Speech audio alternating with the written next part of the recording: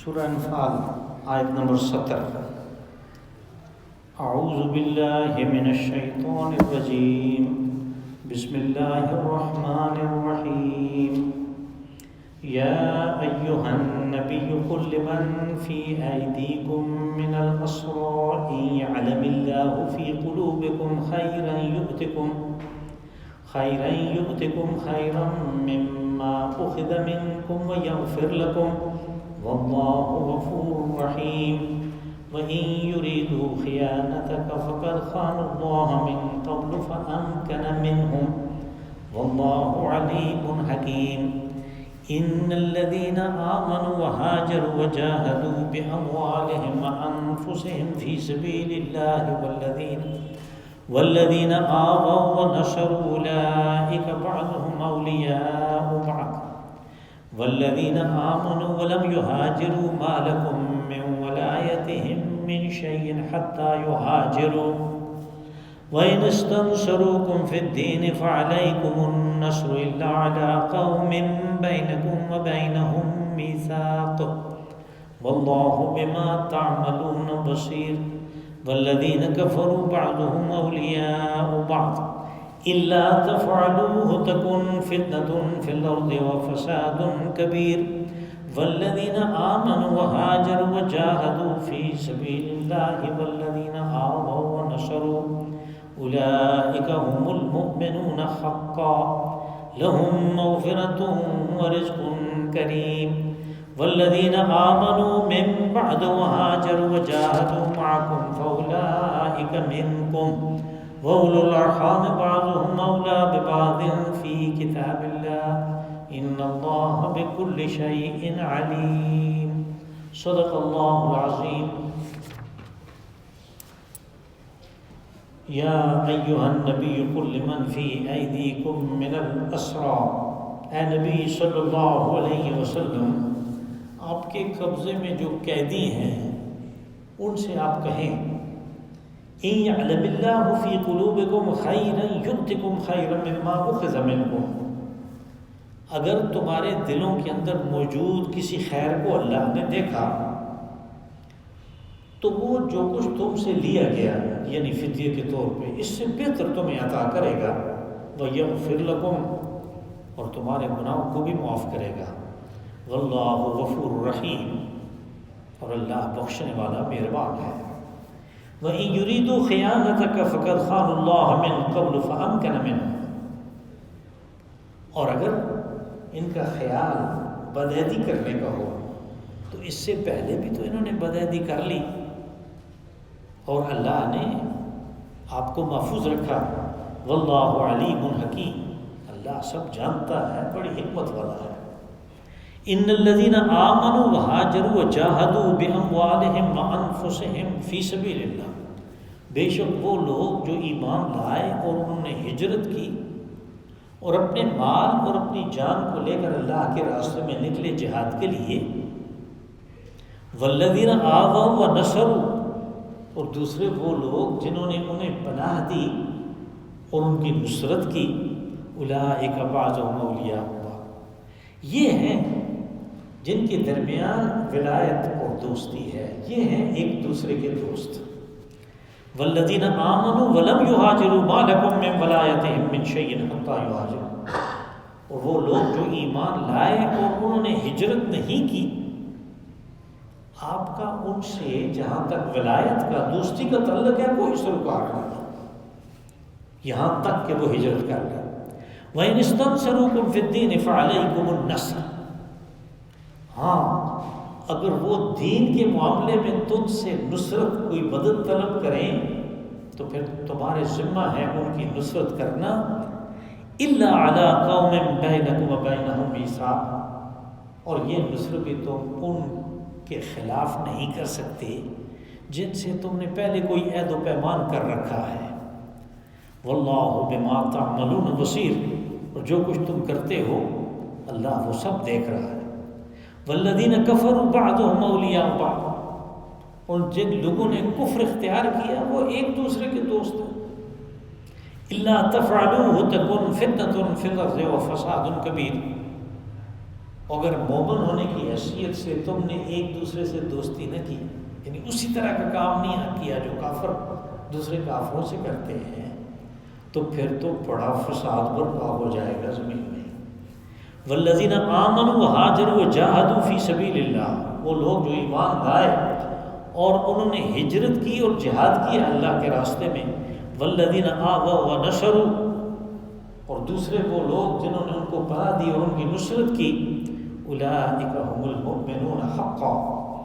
یہی دونوں فریق ہیں جو اپنے دعوی ایمان میں، اپنے مومن ہونے کے دعوے میں بالکل سچے ہیں۔ لہم مغفرۃ ورزق کریم، ان کے لیے مغفرت بھی ہے اور اللہ کی طرف سے باعزت رزق بھی ہے۔ والذین آمنوا من بعد وہاجروا وجاہدوا معکم، وہ لوگ جو ایمان لائے اس کے بعد اور انہوں نے ہجرت کی اور جہاد کیا تمہارے ساتھ مل کے، فاولئک منکم، یہ بھی تم ہی میں سے۔ وَأُولُو الْأَرْحَامِ بَعْضُهُمْ أَوْلَىٰ بِبَعْضٍ فِي كِتَابِ اللَّهِ، ہاں یہ یاد رکھنا چاہیے کہ جہاں تک رحمی رشتے کا تعلق ہے تو وہ وراثت کے معاملات میں مقدم رہے گا ان ساری چیزوں پر۔ ان اللہ بکل شیء علیم، بے شک اللہ ہر چیز کو جانتا ہے۔ یہ اس سورہ مبارکہ کی آخری آیات ہے۔ ان میں پہلے تو وہ جو قیدی ہیں ان کو خطاب کیا گیا رسول اللہ صلی اللہ علیہ وسلم کے واسطے سے،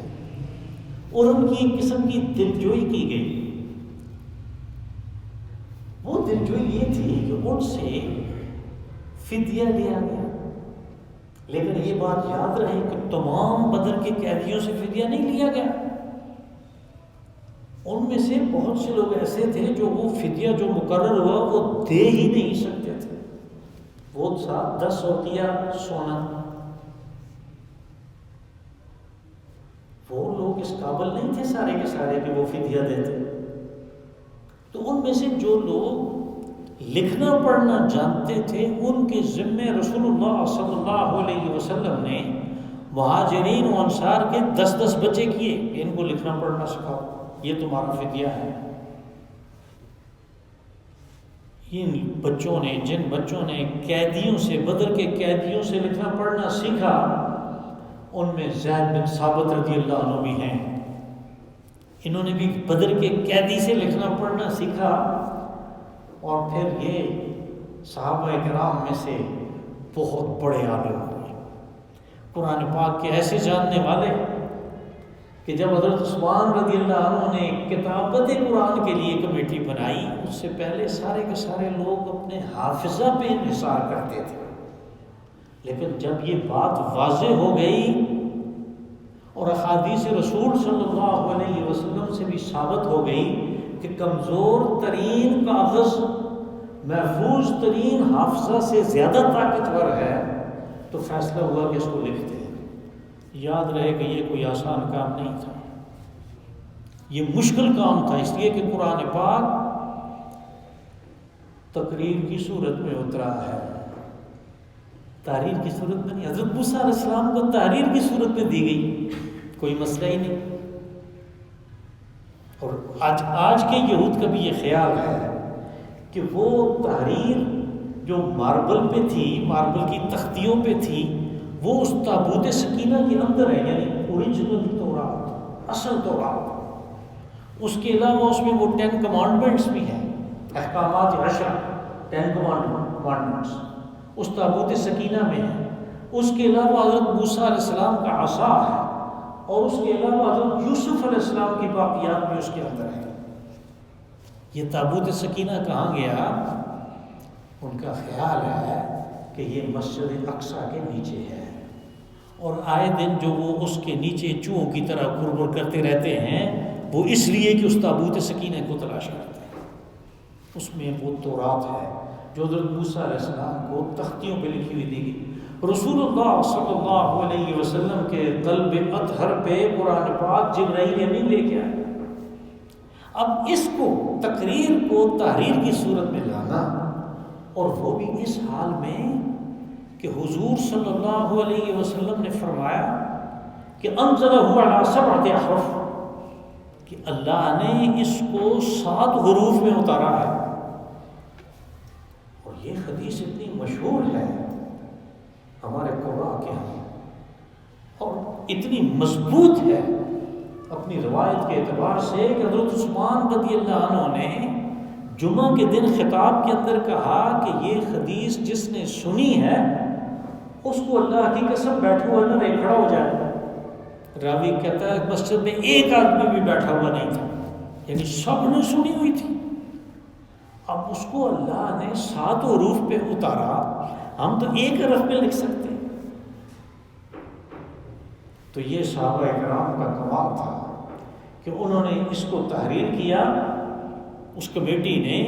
اور حضرت عثمان رضی اللہ عنہ نے وہ جو اصل تحریر تھی اس کو کہا کہ یہ امام ہے، ایک اونچا رحل بنا کے اس کے اوپر رکھ دو، سب لوگوں کو اللہ کی قسم ہے کہ اس کو دیکھو، تمہیں کوئی کمی بیشی نظر آئے تو بتاؤ. لوگ بتاتے رہے. پھر جب اس کی آخری شکل ہو گئی تو آپ نے اس کی 8 کاپیاں تیار کروائیں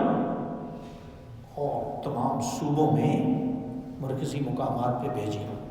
کوفہ میں، بصرہ میں، دمشق میں، حلب میں، عدن میں، اس طرح 8 کاپیاں اس کی مختلف جگہوں پہ بھیجی. یہ حضرت سعد بن ثابت تھے اس کمیٹی کے چیئرمین. اس کمیٹی میں 6 آدمی تھے جنہوں نے یہ کارنامہ کیا.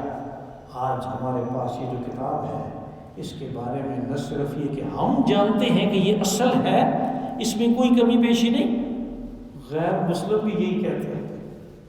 آپ یعنی مستشرقین کی کتابیں پڑھیں، اس میں بھی یہی چیز ہے کہ کم از کم ان کے پاس وہ اسکرپٹ ہے جو اوریجنل ہے، اس میں کوئی فرق نہیں. یہ ان قیدیوں میں سے ایک قیدی سے پڑھے ہوئے تھے. یہ ایک قسم کے تھے کہ جن سے فدیہ نہیں لیا گیا. ایک اور بھی تھے جو نہ لکھنا پڑھنا جانتے تھے، نہ کوئی اور بات تھی، صرف غریب تھے، وہ نہیں دے سکتے تھے. ان میں سے کچھ نے منت سماجت بھی کی. اسی طرح کا ایک قیدی تھا ابو عزہ، یہ بدر کا رہنے والا تھا اور شاعر تھا، اور رسول اللہ صلی اللہ علیہ وسلم کے خلاف یہ توہین آمیز قسم کی شعر و شاعری کرتا تھا. یہ بھی پکڑا گیا. اس نے بڑی محنت سماجت کی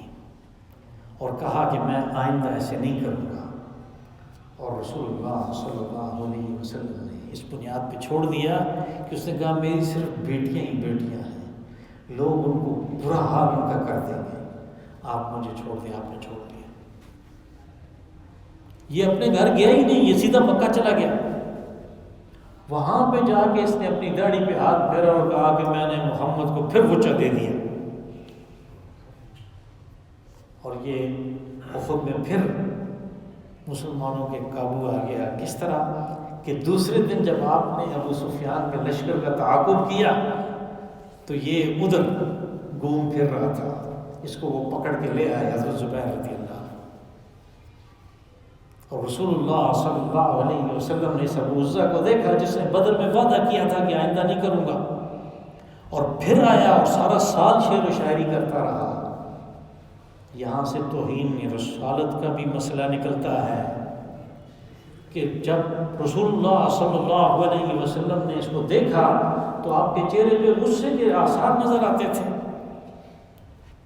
لیکن آپ کی جو نرم دلی تھی اس کی وجہ سے بعض لوگوں کو شک ہوا کہ یہ اس کو پھر چھوڑ دیں گے، کیونکہ اس نے پھر بنتیں سنی شروع کر دی ہیں، محنت سماج شروع کر دی ہے. تو حضرت عمر رضی اللہ عنہ نے فرمایا کہ مجھے اجازت دیں کہ میں اس کے 2 اگلے دانت توڑ دوں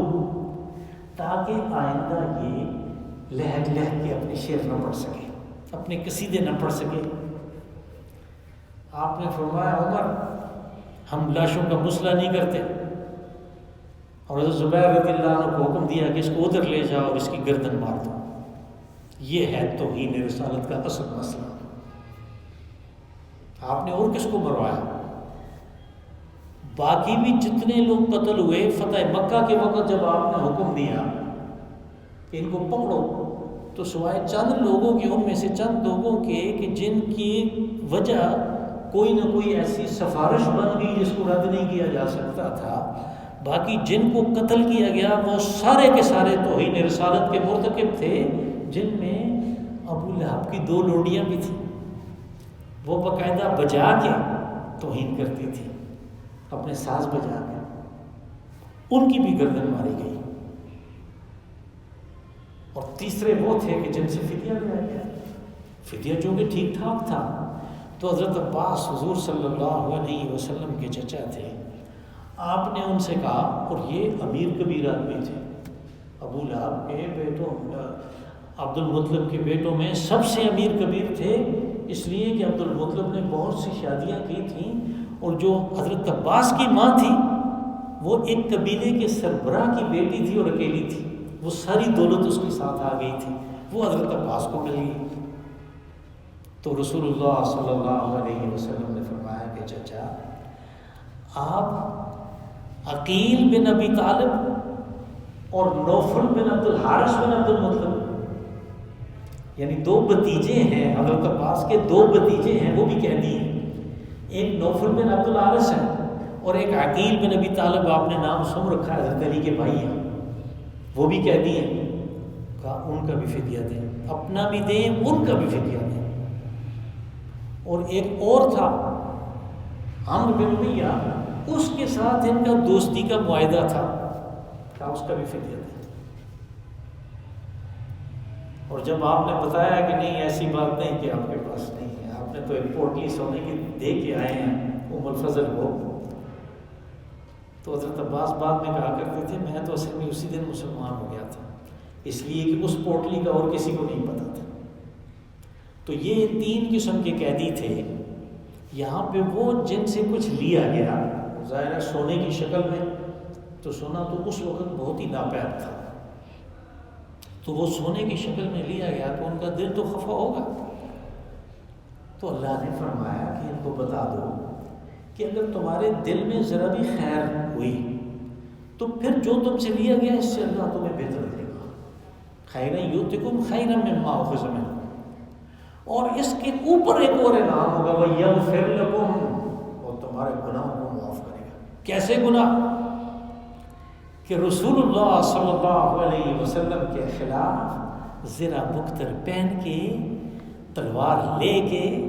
اپنے تیر کمان لے کے میدان جنگ میں اترے،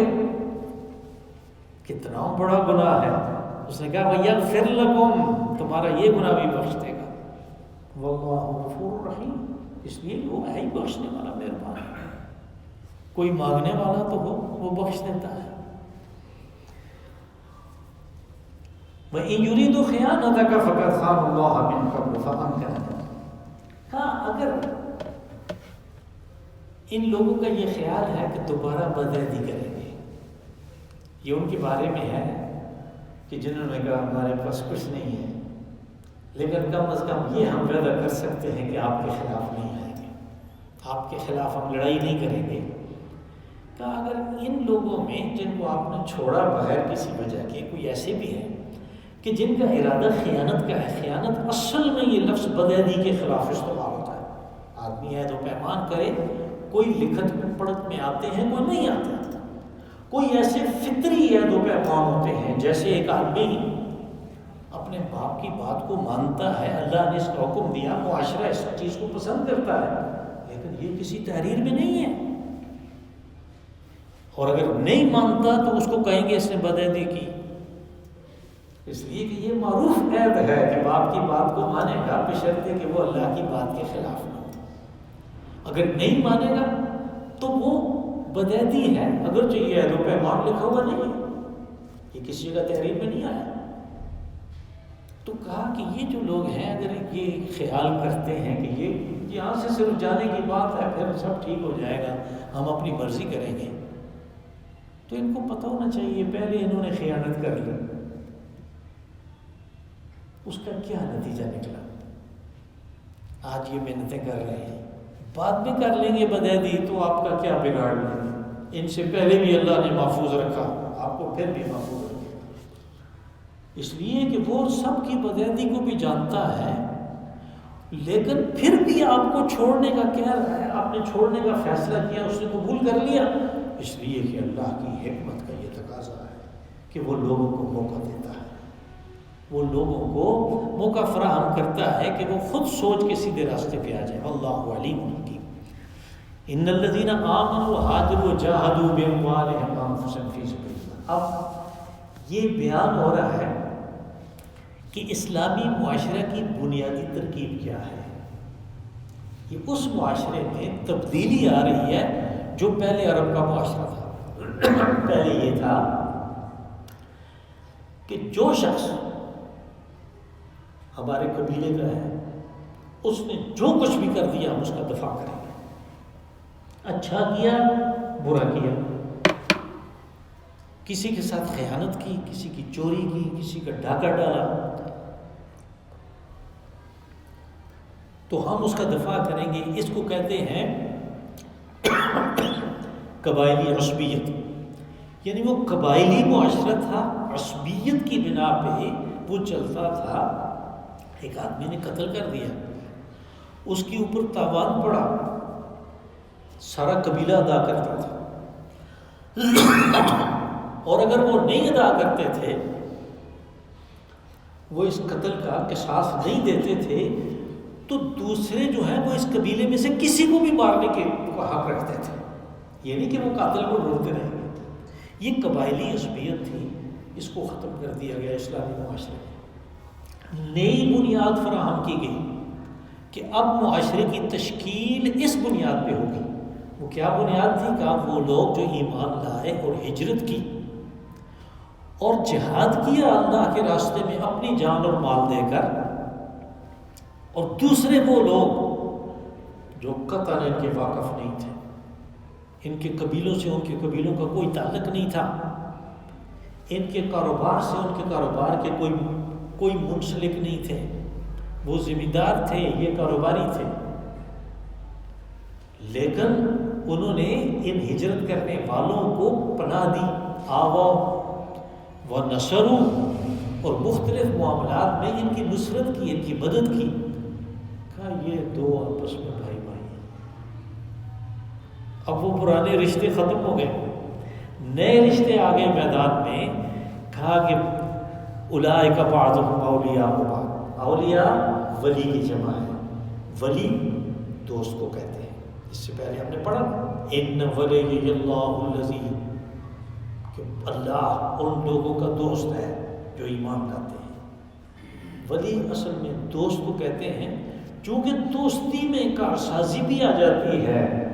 ہمدردی بھی آ جاتی ہے، اچھا مشورہ دینا بھی آ جاتا ہے، مشکل وقت میں اس کی مدد کرنا بھی آ جاتا ہے، یہ سب دوستی کے تقاضے ہیں۔ اس لیے اس کے ترجمہ میں یہ ساری باتیں شامل ہوں گی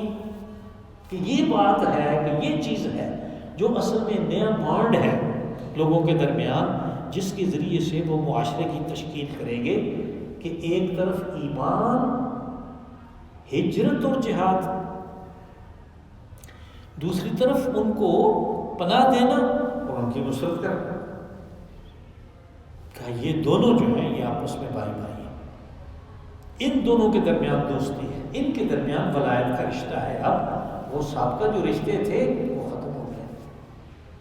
لیکن یہاں پہ ایک مسئلے کی وضاحت ضروری ہے۔ جب مکہ فتح ہوا تو رسول اللہ، یہ ہجرت اب فرض ہے، اگلی آیت میں آئے گی یہ بات،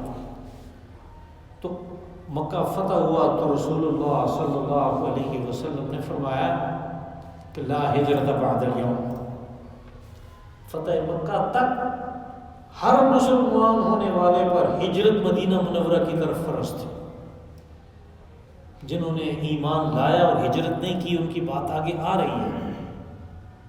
اور آپ نے فرمایا فتح مکہ میں کہ آج کے بعد یعنی ہجرت کی فرضیت ختم ہو گئی، اور آپ نے فرمایا کہ اب ہجرت کیا ہے؟ گناہوں کو چھوڑ دینا، یہ ہجرت ہے۔ یعنی جس نے اس ارادے سے گناہ چھوڑ دیا کہ مجھے ہجرت کا موقع تو نہیں ملا، اب میں اس گناہ کو چھوڑتا ہوں، وہ اس کو ہجرت کا ثواب ملے گا۔ کہا کہ دوسرے وہ لوگ جنہوں نے ہجرت کی، ہجرت نہیں کی، ایمان لائے، والذین آمنوا ولم یہاجروا، ایسے بہت سے لوگ تھے جو اپنی کاروبار کی وجہ سے، اپنی تکڑی خاندانی حسبیت کی وجہ سے انہیں کوئی خطرہ نہیں تھا مکہ میں، ایمان لے آئے، انہوں نے کہا ہمیں ہجرت کی کیا ضرورت ہے۔ یہ ہجرت تو انہوں نے کی کہ جن کو خوف تھا کہ یہ لوگ مار دیں گے، یہ ہمیں چھوڑیں گے نہیں، ہمیں کوئی ڈر نہیں، کہا انہوں نے ہجرت نہیں کی۔ تو ان کا کیا ہے، ما لکم من ولایۃ من شیء حتی یہاجروا، جب تک وہ ہجرت نہ کریں ان کے ساتھ کسی قسم کی ولایت کا تمہارا تعلق نہیں۔ وہ ولایت ٹوٹ گئی، وہ دوستی کی جو بنیادی شرائط تھی، جو بانڈ تھا، وہ بانڈ ختم ہو گیا، اب ان کے ساتھ نہیں ہو سکتی۔ ہاں ایک چیز میں اللہ نے اجازت باقی رکھی، وہ کیا ہے کہ انہوں نے ایمان کا دعویٰ کیا تھا، اب اگر انہیں کوئی تنگ کرتا ہے دین کے معاملے میں، وَإِنِ اسْتَنصَرُوكُمْ فِي الدِّينِ، اگر وہ تم سے مدد مانگتے ہیں کہ اب ہمیں دینی معاملات میں تمہاری مدد چاہیے، کہ یہ ہمیں دبا رہے ہیں عقیدے سے پھرنے کے لیے، عقیدے سے موڑنے کے لیے، دوبارہ شرک میں لانے کے لیے ہمیں دبا رہے ہیں، معاشی مقاطعہ کر رہے ہیں، ہمارے اوپر اور کوئی سیاسی دباؤ ہے، اگر وہ تم سے اس سلسلے میں مدد مانگیں تو ان کی مدد کرو۔ ہاں یہ بھی مدد ان کے خلاف نہیں کر سکتے جن کے ساتھ تم نے کوئی عہد و پیمان کر رکھا۔ آپ نے دیکھا عہد و پیمان کی کتنی اہمیت ہے کہ ایمان لانے والا مدد مانگ رہا ہے کہ یہ آدمی مجھے اتنا تنگ کر رہا ہے کہ مجھے یہ عقیدہ سے پھیر کے چھوڑے گا، یہ پرسیکیوٹ کر رہا ہے مجھے، اللہ نے فرمایا اس کی مدد کرو۔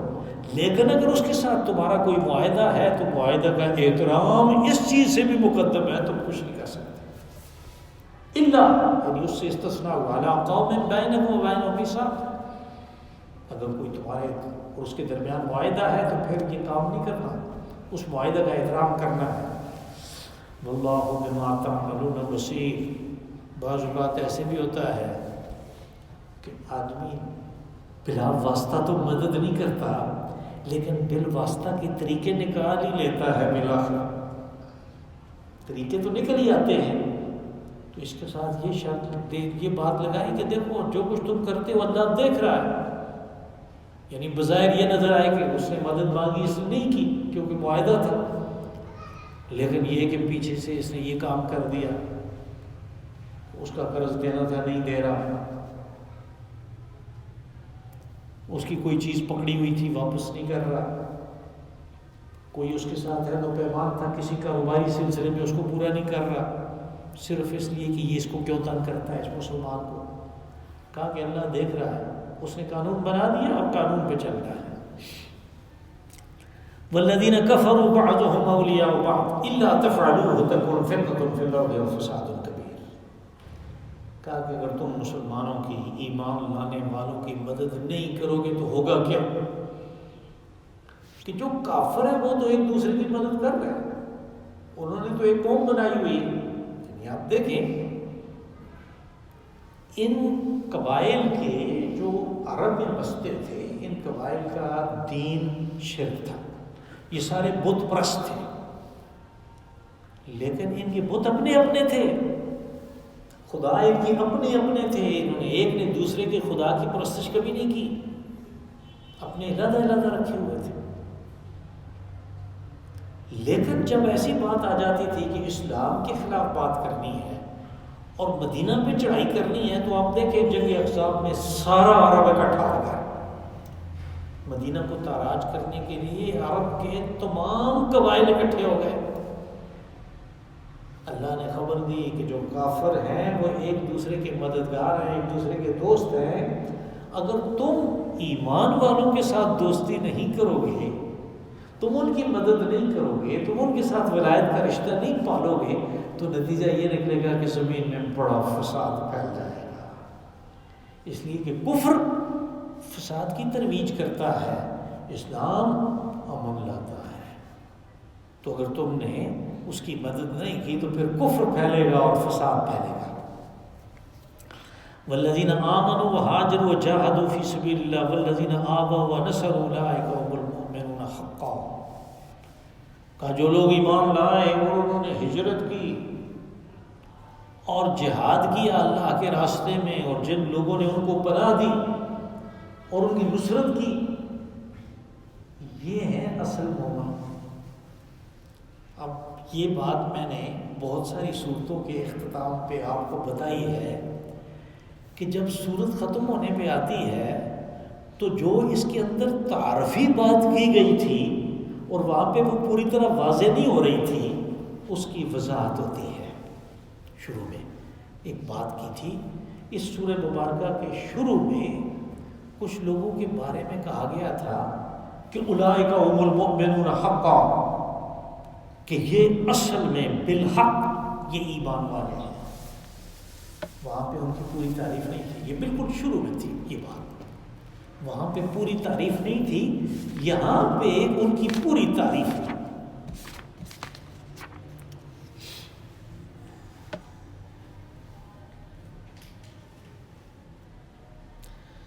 یہ ان کی صفات بیان ہوئی تھی کہ ان کا توکل اللہ پہ ہے، یقیمون الصلاۃ ومما رزقناہم ينفقون، اور نماز قائم کرتے ہیں اور زکوٰۃ ادا کرتے ہیں، خرچ کرتے ہیں اللہ کی راہ میں جو انہیں ملا اس سے۔ اولئک هم المؤمنون حقا، کہ یہ لوگ سچے ہیں اپنے ایمان کے دعوے میں۔ لیکن اگر اس نے نماز پڑھی ہے، زکوٰۃ ادا کرتا ہے، لیکن ہجرت نہیں کی، اس کے بارے میں کچھ اور کہا یہاں پہ۔ اس لیے اس بات کی وضاحت ضروری ہوئی کہ جب تک ہجرت فرض ہے، اس وقت تک جب تک ہجرت نہیں کرے گا اس کو دعویٰ ایمان میں سچائی ہے۔ یہ اس لیے آخر میں یہ بات آئی، هم المؤمنون حقا، کہا یہ لوگ ہیں جن کے لیے مغفرت ہے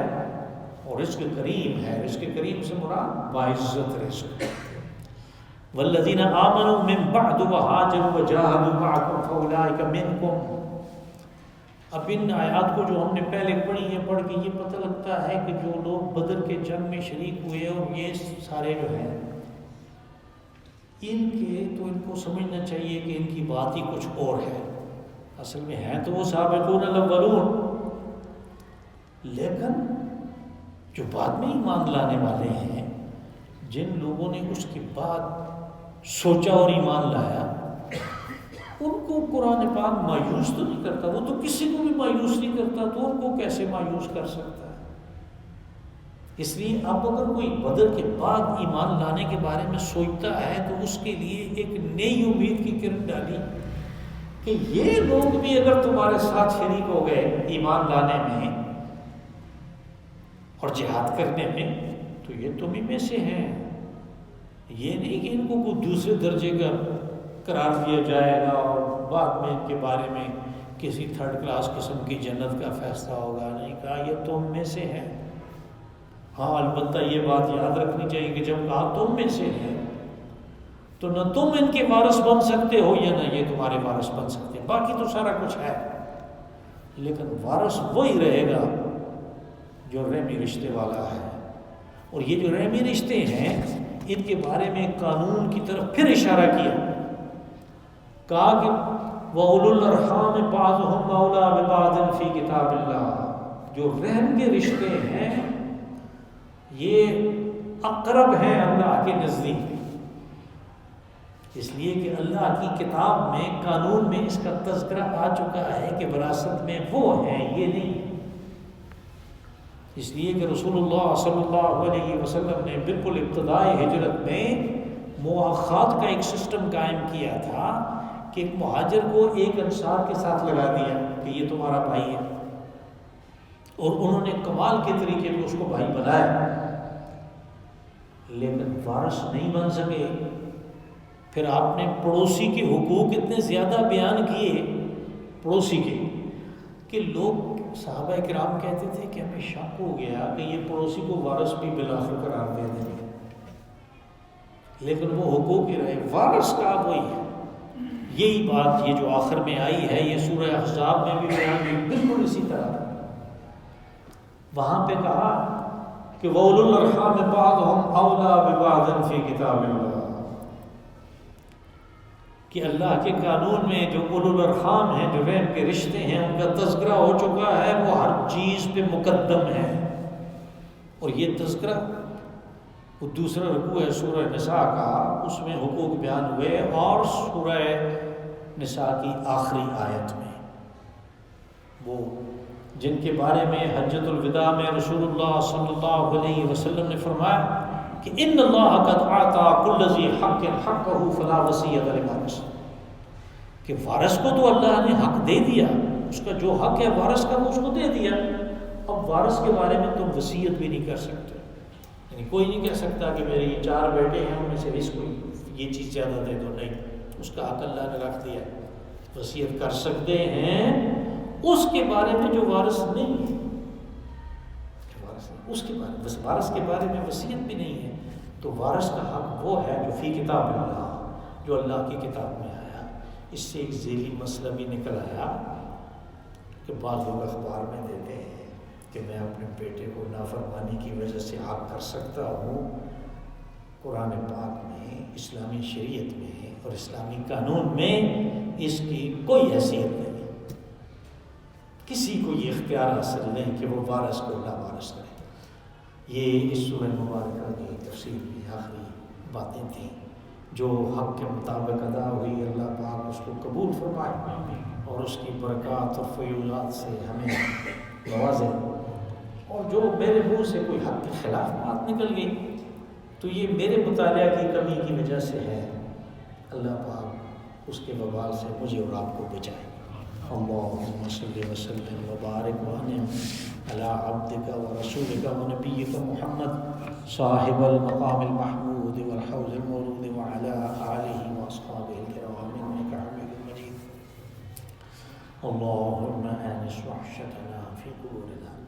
اللہم ارحمنا بالقرآن العظیم واجعلہ لنا اماما ونورا وہدی ورحمہ، اللہم ذکرنا منہ ما نسینا وعلمنا منہ ما جہلنا وارزقنا تلاوته آناء اللیل وأطراف النہار علی الوجہ الذی یرضیک عنا واجعلہ لنا حجة یا رب العالمین۔ اللہم اجعلنا ممن یقرأ القرآن فیرقى ولا تجعلنا ممن يقرأ القرآن فيشقى ولا تجعلنا من الغافلين۔ ربنا آتنا في الدنيا حسنة وفي الآخرة حسنة وقنا عذاب النار۔ اللهم ارفع عنا البلاء والبلوى واحفظنا من جميع الفتن ما ظهر منها وما بطن۔ ربنا اكشف عنا العذاب إنا مؤمنون، ربنا اكشف عنا العذاب إنا مؤمنون۔ ربنا آتنا في الدنيا حسنة وفي الآخرة حسنة وقنا عذاب النار۔ رب اغفر وارحم وأنت خير الراحمين۔ وصلى الله تعالى على خير خلقه محمد وعلى آله وأصحابه أجمعين۔ وعليكم السلام۔